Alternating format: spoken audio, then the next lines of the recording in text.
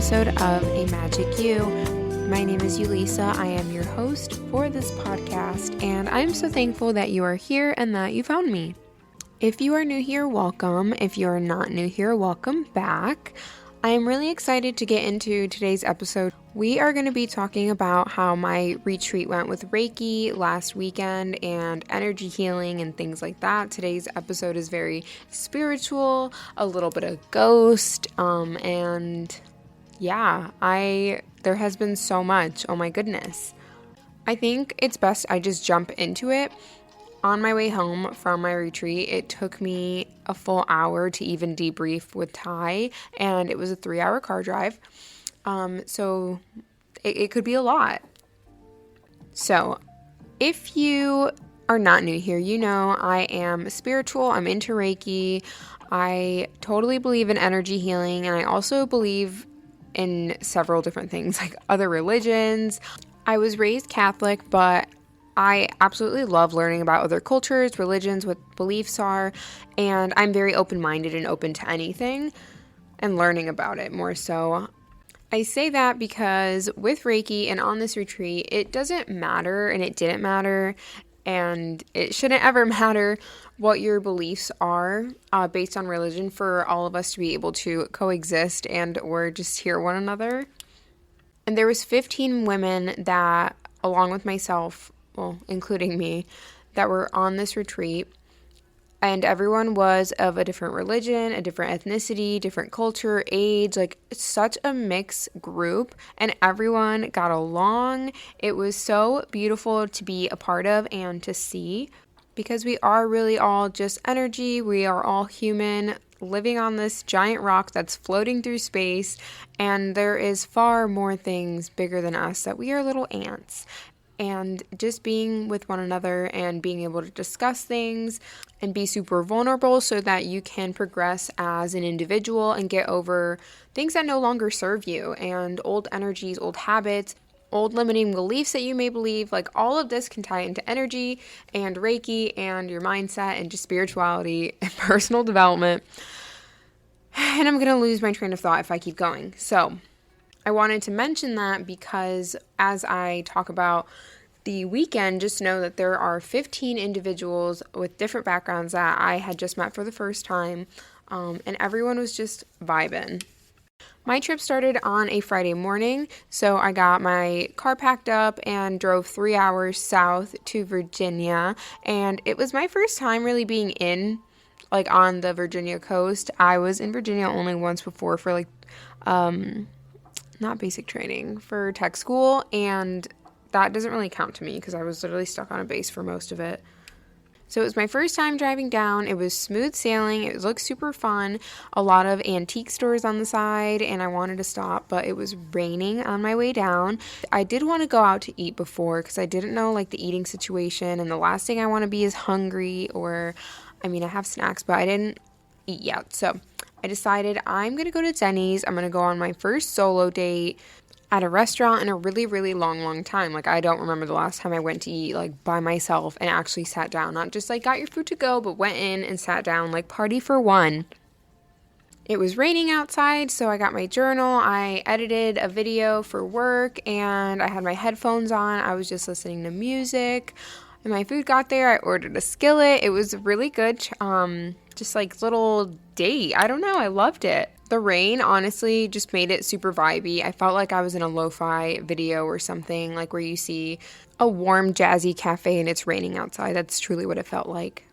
Once I got to the cottage, I got a little tour. I got a quick this is, everyone and 15 names. And I'm it's going to take me a little bit to get everyone's name. But it honestly didn't take me that much time, and I'm really proud of myself for that. So I got the rest of the tour. There's a beautiful dock. The house and the cabins, the lodge, the cottages, goodness. It is a main house and 2 cottages, and it is owned by the sweetest man. He, I believe, is in his 70s or 80s, and I want to say 80s. And he's truly an angel that walks this earth. And I say that because he does anything to help anybody. From the stories I've heard from other women that were there that had met him, or that he had just encountered in that weekend, and things that he had done for them, So charming, such an angel. Like, I could go on and on about this man. His name was Eddie, and I just don't want to give too much info out because Eddie said he's not with the socials. So he had a main house, 2 cottages that were beautiful. The whole area, the whole lot property was beautifully landscaped with flowers and bird feeders everywhere. And there was hummingbirds.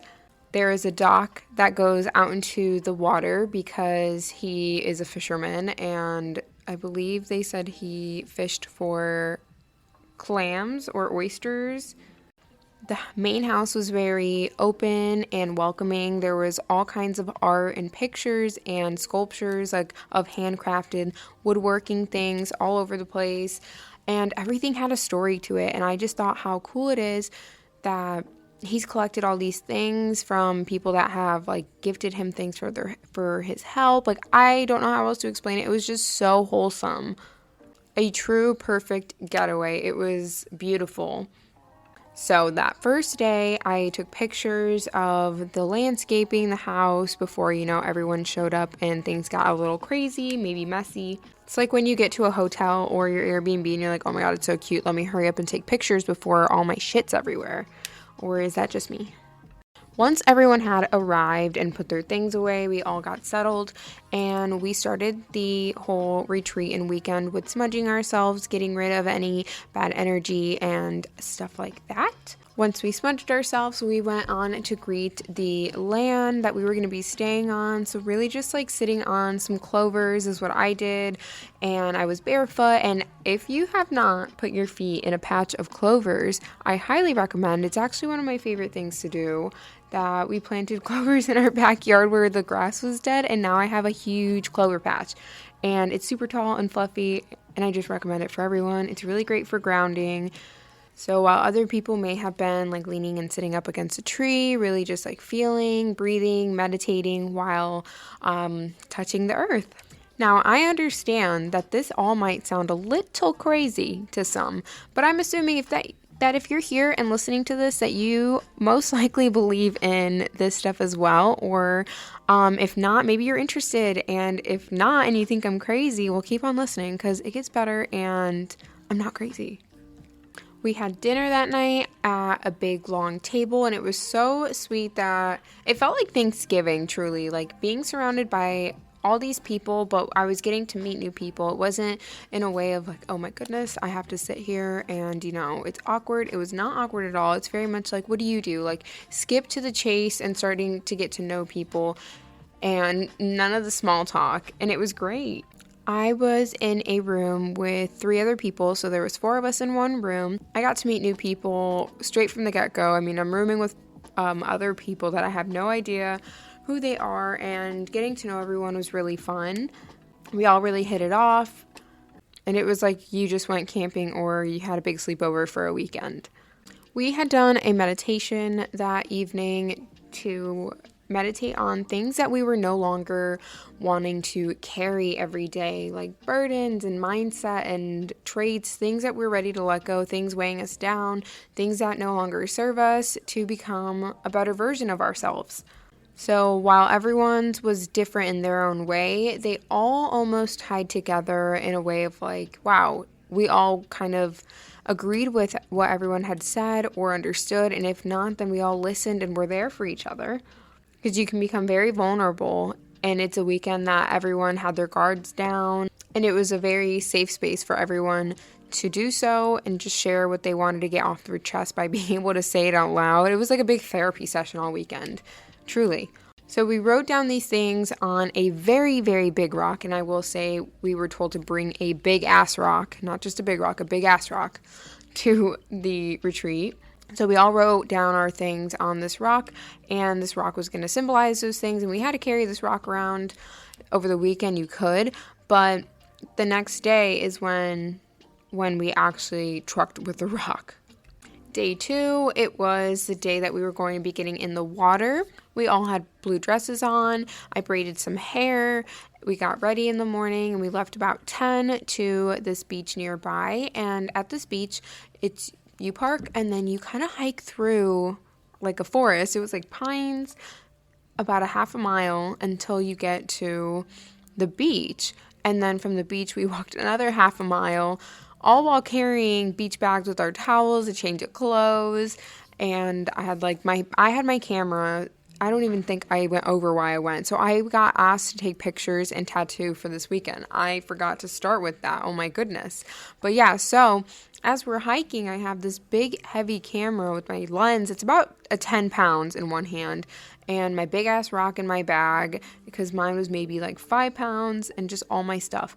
Other people had like cinder blocks, and they were older. It was crazy, but the point of it was to carry those rocks on this hike and really feel that those are the things you're ready to let go of, you're done carrying. So we walked half a mile down the beach, through the sand, getting there, getting by with our rocks and all of our gear. And we put our stuff down, got settled, and began the water session with just saying hello to the water and the water elements. And I myself am a beach rat. I absolutely love the ocean. I love water. So you didn't have to tell me twice before getting my feet in and just feeling the water. The beach was gorgeous. It was very clear, and also there was no big waves. So it was calm, and you were able to really just relax if you wanted to sit. Because if you sat down on your butt, it was maybe up to your like ribs, like for a long time. It was stunning. We basically used the ocean as a giant float tank where we were able to float and just feel the water, release any emotions we felt. And we also left our big ass rocks there because after that, it almost felt like just like a rebirth. We didn't want to carry those big rocks back, and I think we had learned the message, and I actually love that we did that because I was able to physically feel, not just like it weighing on my head or my mind, whatever. It was a physical thing that I'm like, yeah, I don't want to carry this anymore. So now anytime I'm thinking of, your brain tries to go backwards to what you're familiar with, but if those thoughts come in my head, I'm like, no, I don't want to carry that rock and hike anymore. Once we were all done at the beach, we went to the cottages. We hurried up and got showered, and I started my tattoos. I only tattooed 5 of the women, and I'm really happy that it turned out the way it did. My area was stunning. I was in the main sunroom next to orchids that were so beautiful, and I set up shop. And I just want to let you guys know the floor itself was it was a tile, but it was a brick tile, and it was like Mexico or Spanish. I absolutely loved it. Once I was done tattooing, I had to hurry up and get ready, and next was going to be a funeral service. And the funeral service was for our traits and things that we were letting go, we were done with. We held a funeral service for it, and we wrote a full eulogy. So that morning I sat out on the dock, I wrote my eulogy, and to physically write your own eulogy is insane. Like, if you actually sit down and like just sit there, it's crazy. So it was very emotional for me, but I did know, 1, I'm still here, and 2, I was releasing the things that no longer serve me. So at our funerals, we walk through this arch that was decorated in black veil, and when you walk through, on the other side is a little pot where there was like sage and things burning. We were going to be reading our eulogy and burning them. But when you walk through, it was truly as if it was your funeral. Everyone's dressed in black, everyone's staring at you, and you're giving the eulogy, and that's crazy. It was a very deep and emotional experience, not only just releasing everything, but hearing other people and feeling the energy was insane. We then celebrated after with some dinner because it was getting late. I think it was about 9 o'clock before we ate dinner this night. I will say the days were long. I mean, I am an early bird, so I was even trying to sleep in. I was up at 6, and then I wasn't going to bed till like 1 in the morning, and that's crazy for me, guys. Now, this is where the spooky stuff happens. It was after dinner, I decided I'm going to get out of this dress, and I want to go put some comfy clothes on. So I did. I got up from the table and I walked over to our room, which was only about a couple feet away. Like, I could step out of the room and see the corner of the dining room table. Like, it was not far from our room. Our room door had been open that whole time, but no one was in there. I'm saying these things so that you guys can kind of picture my story. So everybody's in the dining room finishing dinner. I get up to go and change. I walk into the room. Door had been open from all day. No one had been in there. And it's ice cold in there. So I'm getting the chills. I'm getting a little spooked because it just wasn't fitting. It wasn't like, oh, it's cold in here because there's a breeze. No, it's hot outside. And the AC is not running like that. I go around the corner where our inflatable mattresses to turn on a light on that side because it was a little bit more like dimmer and I didn't want the bright light by the door. So when I turn the corner, I get this feeling that I'm being watched. And in my head, the song Stick to the Stuff You Know by High School Musical starts playing, which is so bizarre, but that I think was my brain's way of telling whatever spirit or ghostly thing was there to like leave me alone. And that's just so funny that my brain just goes instantly to like High School Musical and like that time. I turn the light on and I walk the hell out so quickly, like almost like a run little walkity skip. I get my friend Emily and I ask her if she can come into the room while I change because I'm just feeling a little spooked and it just feels weird in there. When she gets in the room, she starts getting the chills and she's like, yeah, like something's weird. Let's go get Kaylee. And Kaylee is master Reiki. She is very intuitive and she knows her shit. She's cleansed houses. She knows this stuff. So Kaylee comes in the room, turns the light on that I didn't turn on, the one right by the door at the entrance, flicks the light on, and she takes a look around and it's flickering twice. Flicker, flicker, goes out. There's still a light that I had turned on though, and she's like, okay, we're gonna smudge it.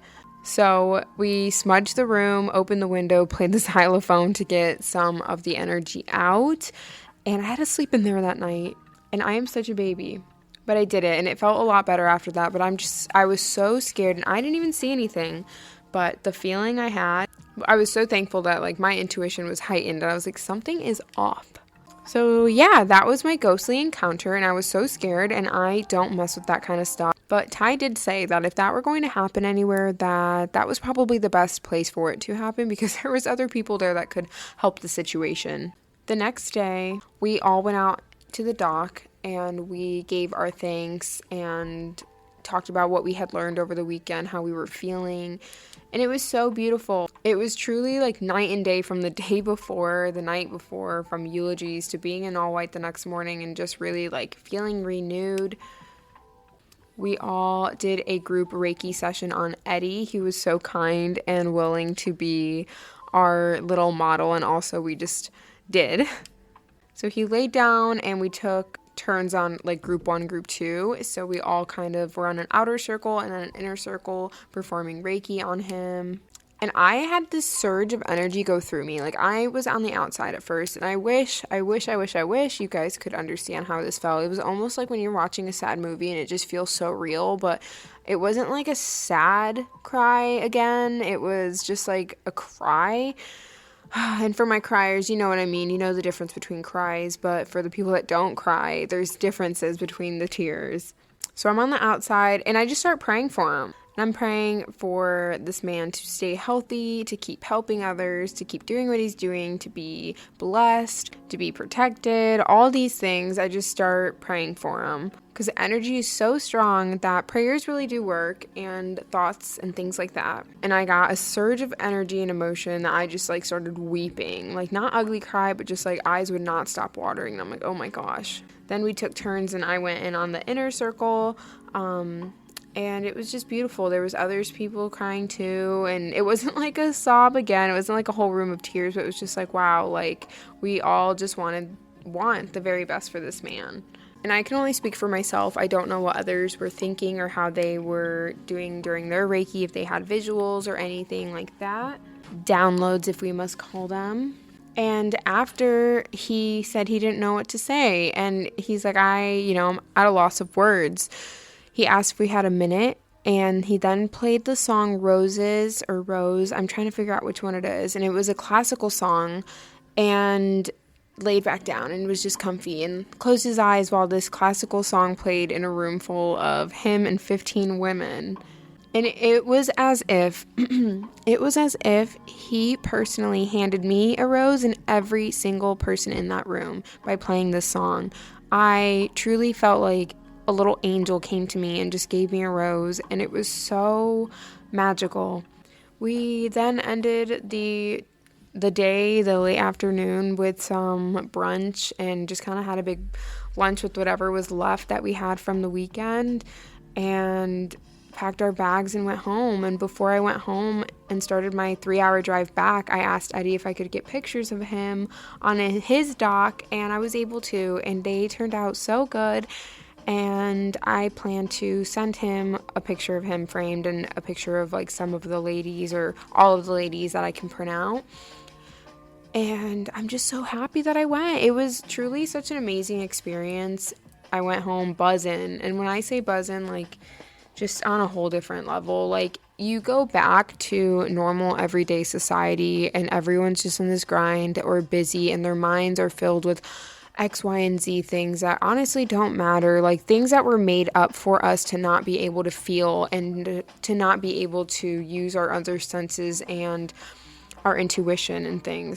It was a weekend filled of so much love and joy and space for others to share how they felt, what they needed to release, and just arms open, hugs. It was so beautiful. A judgment-free zone full of a mix of women of all different walks of life, coexisting, getting to know one another, and just listening and being there for each other. And what I took away from the weekend was a lot of new connections with people that are very similar to me and know that I'm not crazy. I found a bit of my voice back even more. It had came up that people were saying my name wrong. And I never ever corrected anyone growing up for saying my name as Ulissa, because although it's not wrong, like I never correct the pronunciation, and I really just don't like Ulissa. It is Ulissa, and I'm going to try my very, very best to continue to correct people because it's not a weird or rude thing. It's just not my name. My name is Ulissa, and that's what I like. I also feel a lot more free. I feel excited for the future, and I'm just happy and loving and caring even more, I guess. Like, I just want there to be so much love and happiness for everyone.